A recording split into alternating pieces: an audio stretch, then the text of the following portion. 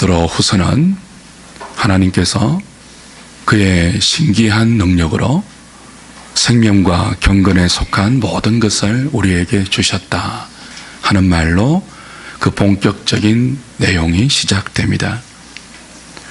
하나님께서 믿는 자에게 생명과 경건에 속한 모든 것을 주셨다고 했죠.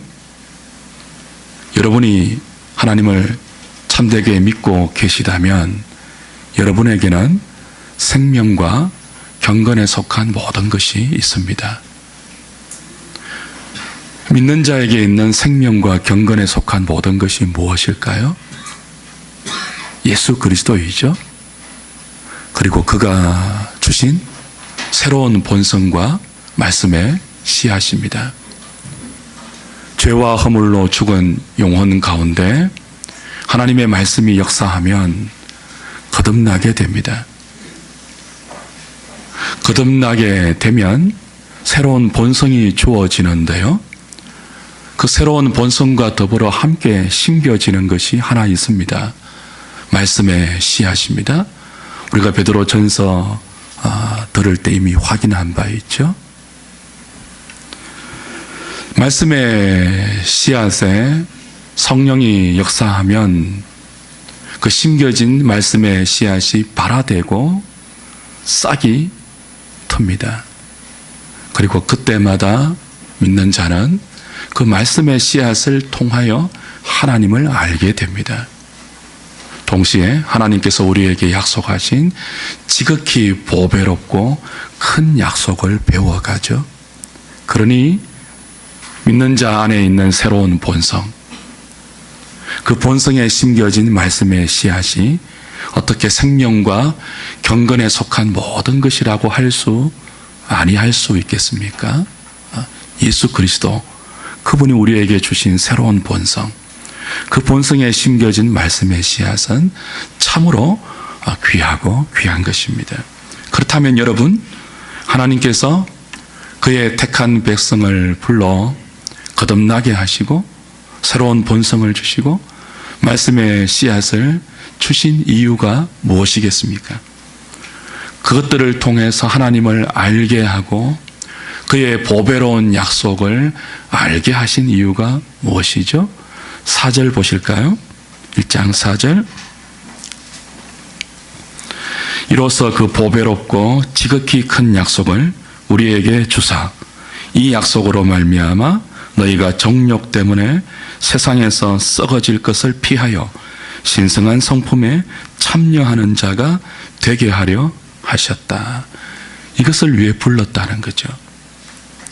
하나님께서 그의 택한 백성을 불러 거듭나게 하시고 생명과 경건에 속한 모든 것인 예수 그리스도를 주시고 새로운 본성과 말씀의 씨앗을 주셔서 하나님을 알게 하고 그의 지극히 크고 보배로운 약속을 배워가게 하시는 것은 정욕으로 말미암아 세상에 썩어질 것만 구하던 인생을 돌려세워 하나님 앞으로 돌려세워 하나님을 사랑하고 그분을 더 깊이 알게 하고 남은 생을 그분과 신성한 교제를 통하여 그를 닮아가도록 부르신 것이라는 것입니다.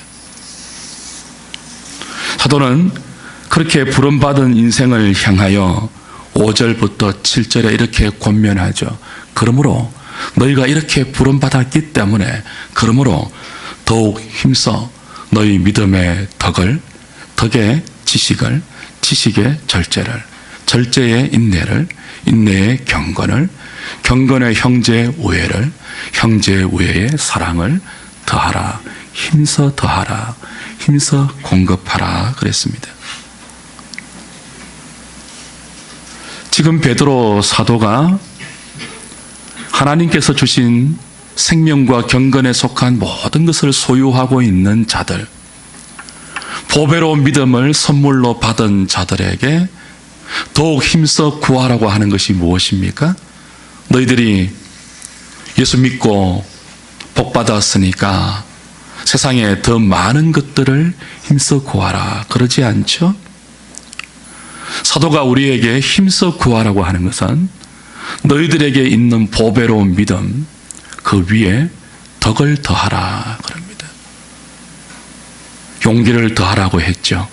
믿음은 담대함과 용기가 있어야 펼칠 수 있는 것이니까 덕을 더하라 그랬습니다. 그 믿음의 덕이 맹목적인 믿음이나 광신이 되지 않도록 지식을 공급하라고 했죠. 믿음의 덕과 지식이 공급된 것이 다른 사람을 향하여 휘두르는 칼이 되지 않도록 절제가 더해져야 한다고 했습니다. 그 절제를 위해서 인내를 공급해야 되고 그 모든 덕과 지식과 절제와 인내가 구비된 믿음이 하나님을 향하여 발휘되는 자기 의가 아니고 하나님을 향해서 또 하나님 앞에서 펼쳐지는 경건으로 발휘될 수 있도록 힘쓰라고 했습니다. 그 경건이 형제 우애에서 꽃을 피도록 힘써야 했고 결국 그 모든 믿음의 마지막은 사랑으로 역사하는 믿음이기 때문에 보배로운 믿음에 사랑을 힘써 더해야 한다. 강조했던 것 기억하셔야 됩니다. 사랑하는 여러분, 왜 우리가 믿음에 덕을 더하고 덕의 지식을 더하고 지식의 절제와 인내와 경건과 형제의 우애와 사랑을 힘써 더하는 것이 중요합니까? 이것이 있어야, 이 일에 힘써야 하나님을 더 깊이 알 수 있기 때문입니다. 그리고 하나님을 닮아갈 수 있으며 그의 신성한 성품에 우리의 삶을 참여시킬 수 있기 때문입니다. 이게 왜 중요합니까? 왜 힘써야 합니까? 오늘 본문인 8절부터 11절까지 연결되기 때문이죠. 8절, 9절, 10절, 11절 다시 보실까요? 이런 것이 너희에게 있어 합족한즉 너희로 우리 주 예수 그리스도를 알기에 게으르지 않고 열매 없는 자가 되지 않게 하려니와 이런 것이 없는 자는 맹인이라 멀리 보지 못하고 그의 옛 죄가 깨끗하게 된 것을 잊었느니라. 그러므로 형제들아 더욱 힘써 너희 부르심과 택하심을 굳게 하라. 너희가 이것을 행한즉 언제든지 실족하지 아니하리라. 이같이 하면 우리 주 곧 구주 예수 그리스도의 영원한 나라에 들어감을 넉넉히 너희에게 주시리라.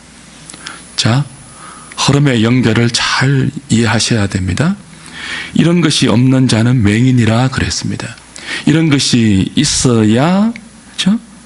게으르지 않고 열매 없는 자가 되지 않다 그랬습니다. 이런 것이 있어야 그리스도를 알 수 있고 열매를 맺을 수 있고 이런 것이 없으면 맹인이다 그랬는데 이런 것이 무엇입니까? 앞에 나오는 거죠. 믿음에 더욱 힘써 더해야 할 것. 덕과 지식, 절제, 인내, 경건, 형제 우애, 사랑 이런 것들을 우리가 받은 보배로운 믿음에 힘써 더하지 않으면 어떻게 된대요? 맹인이 된대요. 멀리 보지 못하는 건시안이 된대요. 자신의 옛 죄를 사함받은 것도 잊어버리는, 그러니까 앞에 있는 것도 멀리 보지 못하는 뿐만 아니고 과거의 옛 죄도 잊어버리는 그런 맹인이 된다는 거죠. 여러분, 이런 것, 베드로가 더욱 힘쓰라고 말하는 것, 예수 믿고 세상에 복 받기 위해서 힘쓰는 것이 아니고 하나님을 더 알고 그를 닮아가는 일에 힘쓰기 위해서 보배로운 믿음에 더욱더 보태야 할 것, 이런 것이 없으면 맹인이 되는데, 맹인이 되면 정말 그리스도인으로서 보아야 할 것이 보이지 않아요. 이 맹인은 건시 안의 맹인인데 눈앞에 있는 것만 보여요. 자기 앞에 있는 욕망에 관계된 것만 보이죠. 그것만 따라가고 그것만 추구하는 인생이 되죠. 오직 더 많은 이익과 편안함, 남들보다 잘 되는 것, 유명해지는 것, 더 잘 사는 것, 이름을 떨치는 것, 그 외에는 관심이 없어집니다. 맹인입니다. 그의 인생의 모든 열정과 초점이 오직 거기에만 맺혀 있는 것, 건시안입니다. 자신이 믿는 예수 그리스도의 이름을 오직 거기에만 사용합니다. 하나님이 주신 보배로운 믿음을 보배롭지 못한 것들을 구하는 데만 집중합니다. 맹인이기 때문에 그래요. 눈앞의 끝만 보기 때문에 그래요. 더 먼 인생의 가치를 보지를 못해요. 이 땅 외에 영원한 나라에 관한 것이 그 눈에 포착이 안 돼요. 그 가슴에 맺히지를 않아요. 맹인이죠. 더군다나 이런 맹인이 되면 그는 자신의 그런 믿음 때문에 영광스러운 하나님의 이름이 땅에 떨어지고 모욕을 당하는 것도 알지 못하게 됩니다. 지금 우리나라에 열풍이 하나 불고 있는데요. 뭡니까? 가상화폐 열풍이죠. 비트코인. 대한민국의 마지막 남은 대박 찬스네요. 이게. 그렇습니까? 혹시 여러분 중에 가상화폐 투자하는 분들 계십니까? 그러지 마시기를 바랍니다. 예수 믿는 사람들이 그런데 마음이 꽂히면 자신이 맹인이라는 증거예요. 눈앞에 대박, 그것밖에 보이지 않는. 염려스러운 것은 이 비트코인에 투자하는 대부분의 그 사람들이 20, 30대 청춘이래요. 우리 그 청년들이 얼마나 미래가 불안하고 참 취직하기 힘들고 그 앞날이 염려가 되었으면 내 힘과 내 재주와 내가 가진 자원으로는 지금의 내 지위와 지금의 내 환경을 뛰어넘을 어떤 기미도 보이지 않는다는 절망감 속에서 누구는 100억 벌었다 하더라, 누구는 몇 억 벌었다 하더라, 그런 대박의 꿈에 솔깃해서 대출을 받아서 이 비트코인에 투자한다는 거예요. 그러나 눈앞에 대박을 쫓는 가치관을 가지고 주어진 인생을 살면 큰일 나죠. 눈앞에 이익만 쫓다가 대박 인생을 따라가다가 자기만 아니고 가족과 주변에 있는 많은 사람을 힘들게 하고 고통스럽게 하고 그리고 참 어렵게 할 수 있다는 사실을 건시안이 되면은 몰라요. 그 대박이 다 꽂히면은 보이지 않죠. 사랑하는 여러분, 인생에서 가장 중요한 것이 무엇일까요? 하나님을 아는 것입니다. 주 예수 그리스도를 아는 것입니다. 생명과 경건에 속한 모든 것인 그분을 아는 거예요. 그분께 가까이 가는 거예요. 그분을 사랑하는 거예요. 예수를 안다고 돈이 생기지는 않아요. 그렇죠? 예수를 안다고 집이 생기지도 않아요. 그래서 사람들은 예수님을 아는 것이 아무 소용이 없다고 생각을 하죠. 지금 세상에서 예수 아는 것이 무슨 실익이 있느냐라고 실용주의자들은 말합니다. 그러나 지금 여기서 사는 것이 전부가 아니죠. 이 땅의 삶이 끝나면 영원한 나라가 준비되어 있습니다. 그 영원한 나라가 두 개인데요. 하나는 천국이라는 나라이고 하나는 지옥입니다. 둘 다 영원히 사는 나라입니다. 지옥에서도 영원히 살고요, 천국에서도 영원히 삽니다. 지옥은 영원한 고통과 영원한 형벌과 영원한 저주와 영원한 심판만 있죠. 지옥은 하나님의 일반 은총에 한 방울도 없는 슬피 울며 이를 갈아야 하는 무서운 장소이고 실제적인 장소입니다. 반면에 천국은 영원한 안식이 있고 영원한 생명이 있고 영원한 희락이 있고 영원한 행복이 하나님과 더불어 보장되어 있는 하나님의 나라이죠. 누가 천국에 갈까요? 누가 지옥에 갈까요? 천국은 돈으로 가지 못합니다. 천국은 힘으로도 가지 못하죠. 천국은 오직 생명과 경건에 속한 모든 것인 예수 그리스도로 말미암아 갑니다. 예수 믿고 그 믿음으로 가는 나라가 천국입니다. 그 예수 믿는 것이 무엇입니까? 예수 믿어야 천국 가는데 예수 믿는 것이 무엇이죠?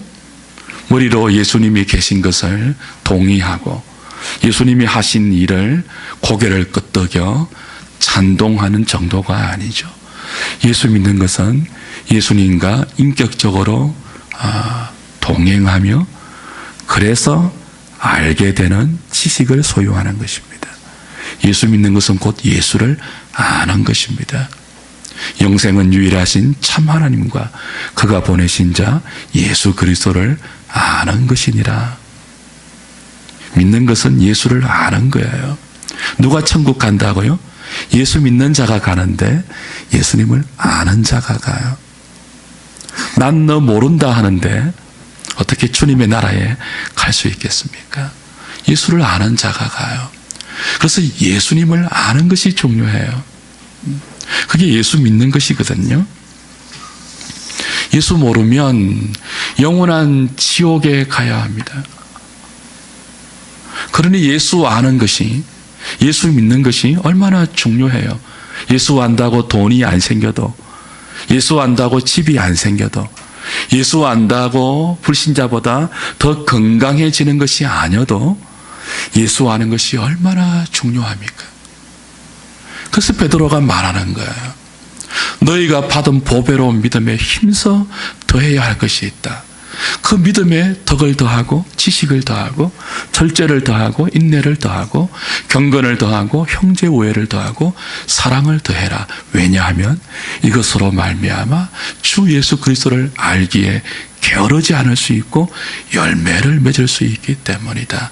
이런 것이 없으면 소경이라 맹인이라 멀리 보지 못하고 자기 옛 죄를 씻은 것도 잊어버린다. 여러분이 예수 믿고 힘써야 할 것이 무엇입니까? 세상의 복을 더 많이 받는 것이 아닙니다. 여러분이 예수 믿고 힘써야 할 것은 하나님을 더 알아가는 것입니다. 그분을 더 알기 위해서 여러분에게 이미 주어진 보배로운 믿음에 덕을 더하십시오. 힘써 용기를 더하십시오. 하나님의 은혜를 구해서 지식을 여러분의 믿음에 더하십시오. 여러분의 믿음이 광신이 되지 않도록, 맹신이 되지 않도록, 무지한 믿음이 되지 않도록, 여러분의 믿음이 여러분의 살아가는 이 환경 속에서 주의 뜻을 분별하는 지식을 구비한 믿음이 될 수 있도록 힘써 성경 앞으로 달려가십시오.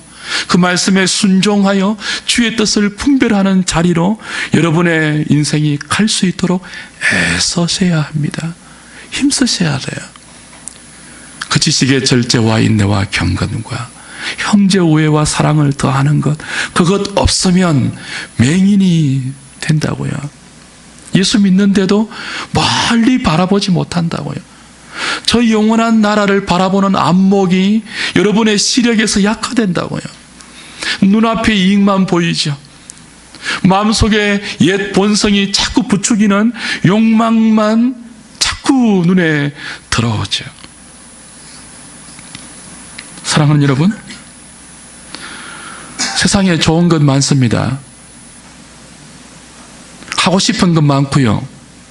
먹고 싶은 것도 얼마나 많습니까? 즐길 것도 많고 가보고 싶은 것도 얼마나 많습니까? 그러나 맹인이 되면요, 여러분의 힘써 하나님을 아는 것을 믿음으로 구하지 않아서 믿음의 시력이 약해지고 맹인이 되면 그 세상의 모든 좋아 보이는 것들이 가장 중요한 하나님을 아는 일에 치명적인 방해가 된다는 사실을 깨닫지 못하게 됩니다. 좋아 보이는 것, 멋있어 보이는 것, 하고 싶은 것, 보고 싶은 것 다 하면요, 하나님을 알지 못해요. 여러분이 꿈꾸는 것, 세상이 부추기는 그 모든 좋은 것들 다 끌어안고 살면 그게 하나님을 아는 풍성한 생명에 도움이 되느냐 하면 그렇지 않습니다. 근데 맹인이 되면 그걸 몰라요.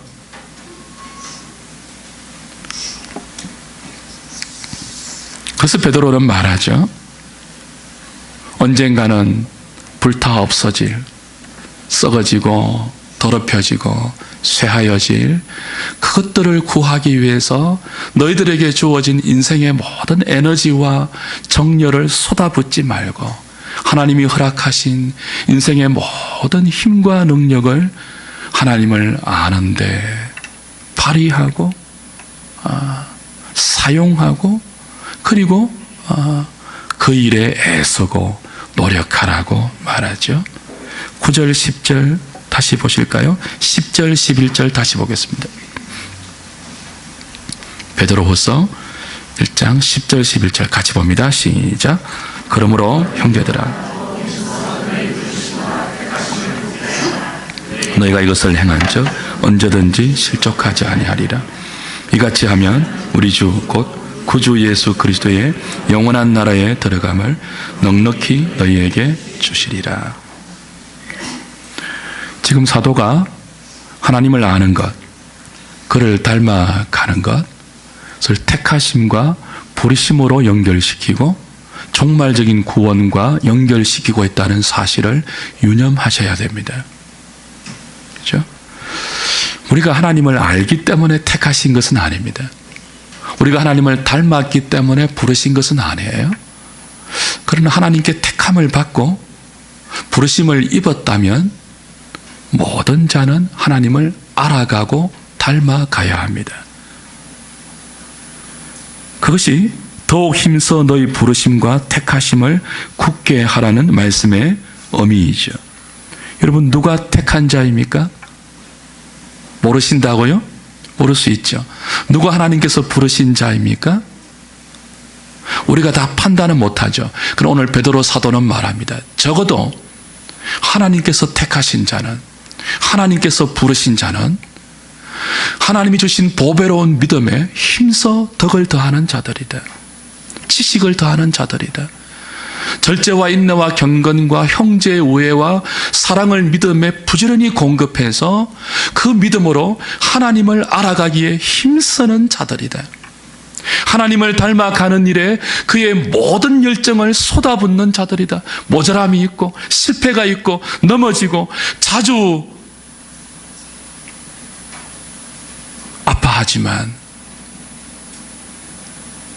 그러나 또다시 일어나서 하나님을 아는 자리로 하나님이 주신 그 믿음을 도두어 다시 달려가고 다시 일어나서 말씀 붙들고 하나님 안으로 달려 들어가는 자들, 거기에 힘쓰는 자들, 적어도 그 자들이 하나님이 택하신 자들이고 하나님이 부르신 자들이라고 베드로는 말해요.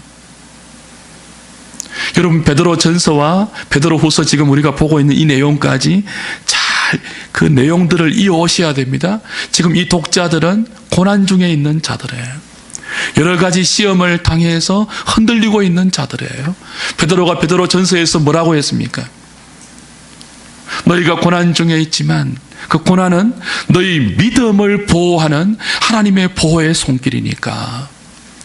그래서 그 믿음의 보호를 통해서 너희들을 믿음의 결국 곧 영혼의 구원을 받는 자리, 보지 못하는 주님을 믿고 사랑하되 말할 수 없는 영광스러운 즐거움으로 기뻐하는 그 자리까지 고난으로 너희들의 보배로운 믿음을 보호하여 너희들이 그 믿음에 더욱 힘써 하나님을 아는 자리로 갈 수 있도록 고난을 통해서 보호하고 있으니까 그 고난을 이상히 여기지 말고 기쁘게 여기면서 하나님을 알아가라라고 하는 이 내용의 연결을 이해하셔야 돼요. 고난 중에 있더라도 우리가 더욱 힘써야 할 것이 무엇입니까?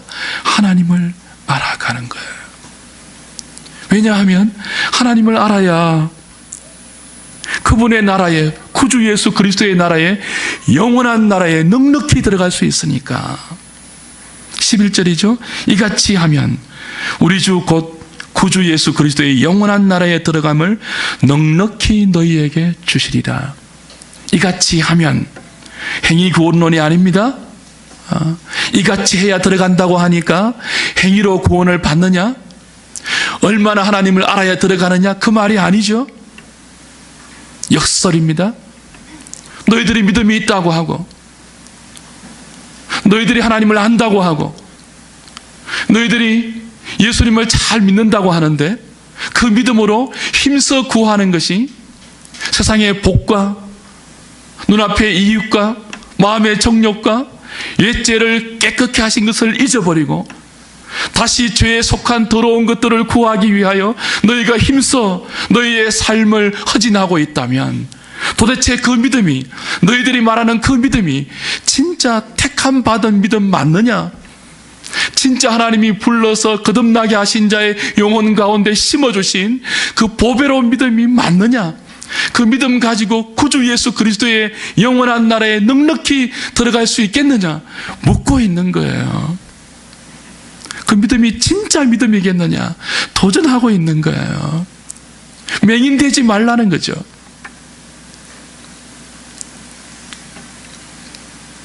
사랑하는 여러분, 믿음은 생명입니다. 그죠? 믿음은 십자가 걸고 다니는 하나의 퍼포먼스가 아니고 우리 속에서 역사되는 하나님의 생명이에요. 믿음은 다이나믹해요. 믿음은 우리가 정욕으로 썩어질 것을 구하는 자리에서 돌려 세우는 하나님의 역동이에요. 믿음은, 하나님이 주신 보배로운 믿음은 안 되는데, 이러면 안 되는데 계속 그 자리에 머물러 있게 하는 것이 아니고, 안 되는데 하면서 넘어지지만, 실패하지만, 좌절하지만 또다시 일어나서 하나님을 향하여 나아가게 하는 역동이라고요. 생명이라고요. 그러나 이 생명은 기계적이 아니죠. 오토매틱이 아니죠. 콘센트를 꼽으면 접속이 되어서 그냥 자동적으로 주어지는 그런 생명이 아니고, 하나님의 생명인 보배로운 믿음은 우리의 인격과 우리의 성품에 녹아들어서 우리의 일거수일투족 가운데 하나님을 닮은 사람의 말과 행실로 구체적으로 드러나야 하는 삶의 열매들이고 하나님의 형상입니다. 그래서 힘써야 하는 거예요. 우리의 말이 더러운 말이 되지 않도록 믿음으로 힘쓰는 것이 생명이에요. 그 믿음이 택한 자에게 허락된 진짜 믿음이죠.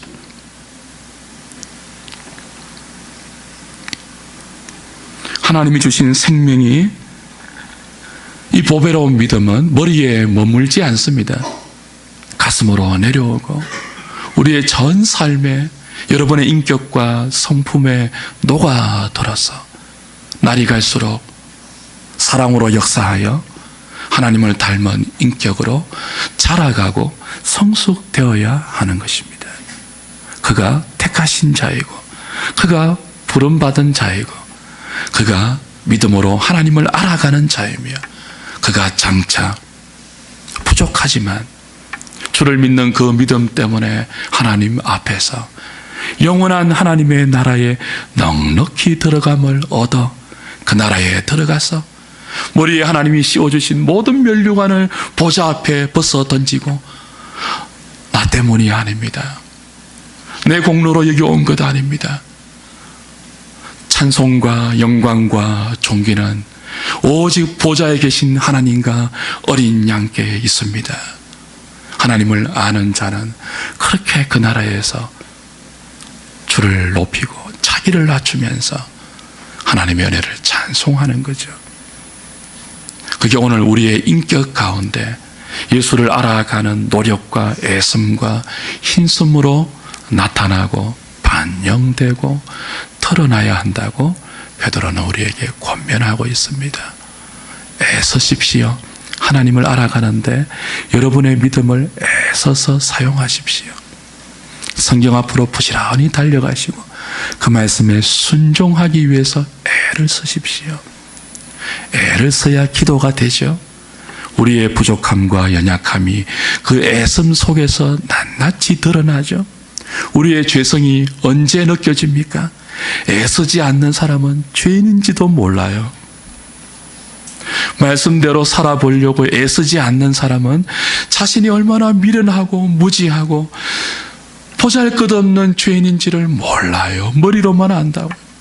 말씀대로 살려고 몸부림쳐봐야 내 힘으로 안 된다는 것을 처절하게 알게 되고 의에 줄이고 목마른 마음으로 가난하고 애통하는 마음으로 그분을 부르면서 하나님을 의지하여 말하고 듣고 행하는 믿음의 사람이 될 수 있는 것이며 그 걸음걸음을 통하여 하나님이 어떤 분임을 그의 피 속에도 알게 되어서 그 아는 믿음으로 장차 그분의 나라에 넉넉히 들어가는 은혜를 입게 되는 것입니다.